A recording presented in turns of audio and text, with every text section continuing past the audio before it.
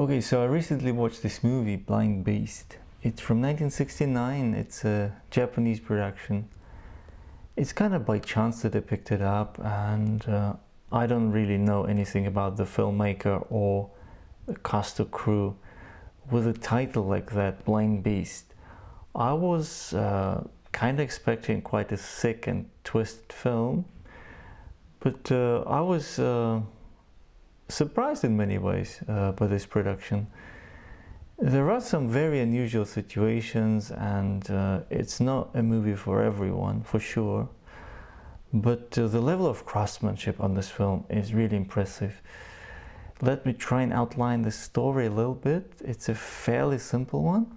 There is this guy, and he was born blind, and he lives together with his doting mother, and they came into a bit of money through inheritance, and they bought this huge warehouse somewhere on the outskirts, and inside it, it's a vast space, and there is almost no light inside, and the guy, he teaches himself to sculpt, so there are lots of really impressive figures and sculptures and things like that.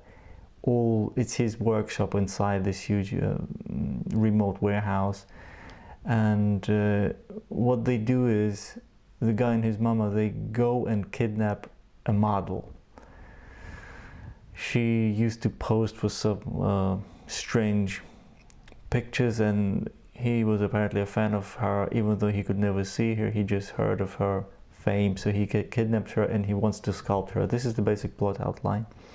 So you think, okay, so he's blind, he's gonna kidnap models and probably kidnap a girl, torture her, and she dies. Then, you know, he goes out to hunt for another one. This was how I presumed the story would go. But actually, this is not how things develop in Blind Beast. And the really positive thing about this movie is that it's really not, I mean, for me at least, it wasn't really that clear where things were headed. So there were quite a few moments where there were twists coming, and the story was all the while staying with those three people. You were kind of being shown their facets and things, so it really worked as a character-based drama. But it's also, yeah, like I said, the main character is very twisted, and the kind of relationships and bonding that develops between those three participants, it's quite, yeah, it can be a bit strange and disturbing to watch. Basically, it all rests on the shoulders of like three main actors. There are three central characters. This is pretty much all of the cast, and there aren't that many locations, so it's a fairly compact movie. And what I liked was it also didn't outstay its welcome in terms of how long the movie is. So the great thing was there are some strange and even violent aspects of this movie, but I would call it an exploitation film because it's too tame for it, and also there is just so much emphasis on emotion. So it balances out some of the harsher elements. So this was my surprise, that it's basically an all-round well-made movie which happens to deal with certain topics which I'm sure were extremely taboo for movies circa 1969 when this one came out. There wasn't that much blood, you know, it's a chamber piece, and what was interesting was also this idea how this guy perceives himself, like his perceived deficiencies or handicaps, and how he judges himself and others. So there was actually a great message to the story, where some of the most horrible things the characters did to each other and to themselves in the movie was basically the result of their own,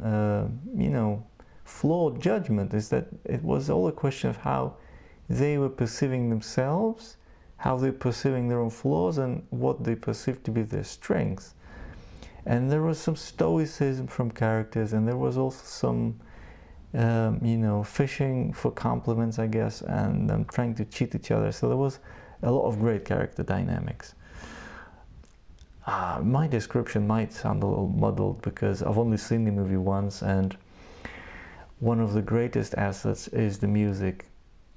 I'm a great music lover, and Blind Beast has very little music. It's not one of those films where it's all drowned in the score, where it's like everything is underscored with music. Instead, it's used sparingly to great effect, and there is great variety in terms of musical instruments, and the themes evoke very different atmosphere depending on the scene. So there was great intelligent use of sound and music in Blind Beast, which really impressed me. I find a lot of the great classic movies from the 40s and 50s even, which is in some ways the golden age of 20th century cinema, they do a lot of Mickey Mousing with music, where it's basically only there because you expect a movie to have music. So Blind Beast is much smarter than that. It's an example where the music is used to actually to enhance the whole, and there were also absolutely splendid shots. The cinematography captures all those weird sculptures and things with very interesting detail. There was a whole bunch of films which this film, Blind Beast, made me think of. I'm not saying that they are particularly similar movies, but certain shots, certain concepts, this movie kept waking me memories of many great films, and I'm thankful for that. So at the end of this review, I will be probably posting a little list of maybe half a dozen movies which I kept thinking about throughout Blind Beast. So that was actually, yeah, some random memories being stirred up. As for the actors in this film, like I said, this movie is entirely, everything rests on their shoulders. If they were cheesy, and there is a lot of potential for this movie to be like an over-the-top, trashy, you know, like nasty horror fest, but it isn't at all, because all the potentially yucky stuff is balanced out by how well the characters and how well the cast embody their characters, and they actually, all the three flawed characters are also come across as very humane and very sympathetic, actually, despite all the nasty things they do to each other. So this is actually probably the first 1960s movie where I thought, okay, it actually shows a strong, emancipated female character who's not just reactive and at mercy of those, you know, manly characters. No, there is actually two very smart and interesting characters in this film. The mother and the kidnapped model, they have some good dialogue, and also their delivery, I was really impressed. So like I said, this movie also is pretty brief. It's like 80 something minutes.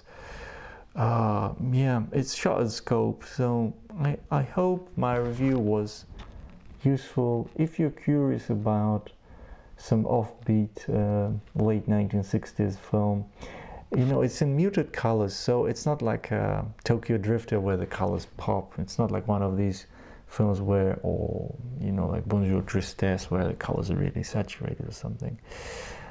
It has more of a subdued color, and it definitely has tons of visual flair. And also what I like, this is probably the last thing I can mention, is the editing.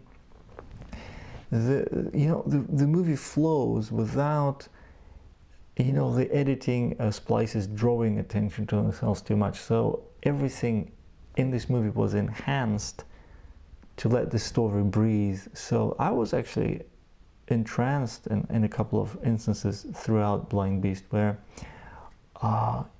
okay, this may not be like the greatest movie of all times.